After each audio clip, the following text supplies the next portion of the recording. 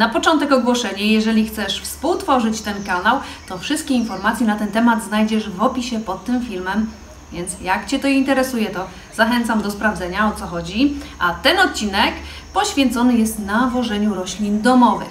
Bardzo łatwo jest roślinę zabić przenawożeniem, więc jest kilka takich zasad, których trzeba przestrzegać, żeby roślin po prostu nie uszkodzić. Więc oglądajcie dalej. Jakby cały temat o nawozach, jakie są typy, jak je stosować, przedstawię Wam w innym odcinku, więc jeżeli jeszcze nie subskrybujesz tego kanału, to Cię zachęcam. No i co? Ogółem tak wstępu Wam powiem, że składniki odżywcze są dostarczane po to, aby roślina rosła w liść, jeżeli jest niekwitnąca, żeby jej liście były duże, świecące, dorodne, wtedy stosuje się azot. Inne nawozy natomiast stosuje się na wzmocnienie łodyg, na wzmocnienie systemu korzeniowego.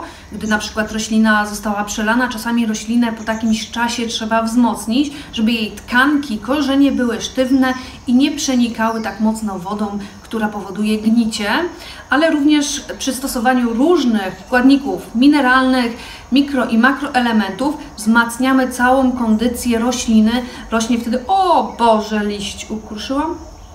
No, to będzie uszkodzenie mechaniczne i Wam pokażę w którymś odcinku vlogowym. Stosujemy nawozy po to, żeby ogólnie poprawić żywot roślin. Jest okres jesienno-zimowy i tak się twierdzi, że roślin się nie nawozi. Tak, w większości się nie nawozi, ponieważ jest mniej światła, rośliny wolniej rosną, mniej pobierają wody, przez co pobierają również mniej składników odżywczych, więc nie musimy ich tak często nawozić, ale może zauważyliście, że niektóre rośliny, które macie w domu, rosną szybciej zimą, po prostu wchodzą w taki stan intensywnej wegetacji. Wtedy możemy je nawozić i nawet jest to wskazane, ale to opowiem Wam dalej. Później. Pa! Różne rośliny mają różne wymagania. Inne zapotrzebowania będą miały rośliny epifityczne niż sukulenty. To samo dotyczy roślin kwitnących i ozdobnych tylko z liści. Bardzo ważna jest znajomość zapotrzebowania na substancje odżywcze gatunków roślin, które posiadamy w domu. Jednak są ogólne zasady dotyczące poszczególnych składników odżywczych i jak wpływają na dany organ rośliny. Na przykład azot wspomaga i przyspiesza wzrost liści. Fosfor wzmacnia korzenie, potas powoduje długie i obfite kwitnienie, wapń wzmacnia tkanki oraz korzenie, natomiast magnez wzmacnia liście oraz kwiaty. Więcej informacji na ten temat w innym odcinku. Według ogólnej zasady nawożenia roślin więcej azotu dostarczamy od początku wiosny do końca lipca, a następnie od początku sierpnia do końca października dostarczamy roślinom więcej fosforu oraz potasu. Tak, wiem, czasami korci, żeby roślinę dokarmić, ale warto znać kilka podstawowych zasad, żeby roślinie nie zaszkodzić. Po pierwsze, nigdy nie nawozimy nowo zakupionej rośliny, ponieważ rośliny u producentów, jak i w centrach ogrodniczych są mocno nawożone, żeby nas zachęcały do zakupu.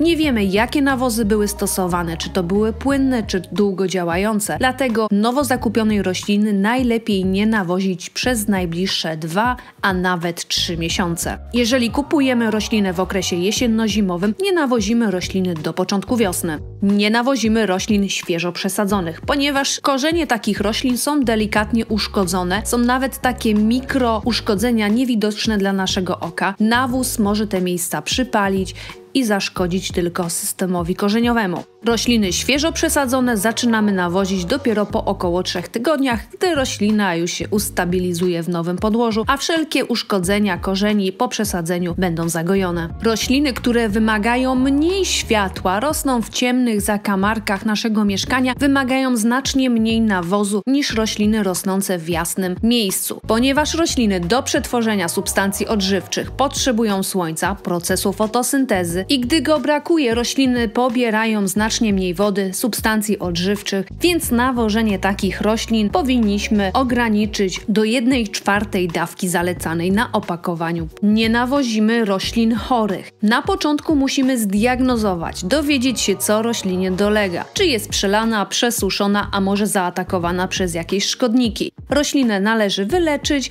odczekać około 2-3 tygodnie i dopiero wtedy zacząć prawidłowe nawożenie dla danego gatunku. Dla idealnego dokarmienia roślin nawozy warto stosować naprzemiennie. Raz zastosować nawóz dolistny ze spryskiwacza, następnym razem biohumus, a innym razem nawóz syntetyczny. Dzięki temu dostarczymy roślinie różnych stężeń, różnych składników odżywczych, więc będziemy mieli pewność, że niczego jej nie brakuje. Nie nawozimy młodych, małych sadzonek, ponieważ ich system korzeniowy jest ledwo co wytworzony albo w ogóle nie wytworzony. Korzenie takiej rośliny są bardzo delikatne i wrażliwe na nadmiar składników odżywczych, które mogą popalić, uszkodzić korzenie, więc młodych sadzonek na razie nie nawozimy. Nawozy do roślin stosujemy w momencie, gdy podłoże w doniczce jest lekko wilgotne. Nigdy nie podlewamy nawozem płynnym, czy nie stosujemy granulatu, gdy ziemia w doniczce jest sucha, ponieważ przez suche podłoże nadmiar różnych składników odżywczych i soli może kumulować się w jednym miejscu, co jest bardzo niezdrowe dla rośliny. Gdy podlejemy wcześniej roślinę niewielką ilością wody i odczekamy około 5 minut i następnie podlejemy wodą z nawozem, wtedy ten nawóz idealnie równomiernie rozprowadzi się po doniczce. Musimy poczekać, aby cała woda wraz z nawozem przeleciała przez doniczkę na podstawkę i w ten sposób roślina jest prawidłowo nawożona. Są dwie szkoły mówiące o częstotliwości nawożenia roślin. Jedna mówi o stosowaniu nawozu raz w miesiącu zalecaną dawką na opakowaniu, druga natomiast o mniejszych dawkach, o 1/4 dawki podanej na opakowaniu, stosowanej za każdym razem, gdy podlewamy roślinę. Gdy stosujemy tę drugą zasadę, warto wtedy raz na miesiąc podlać kwiatka tylko wodą, by nadmiar substancji odżywczych skumulowanych w doniczce został wypłukany. Mam nadzieję, że ten odcinek Wam się podobał. Zachęcam Was do podzielenia się nim wraz ze znajomymi. Miłego dnia Wam życzę i pozdrawiam!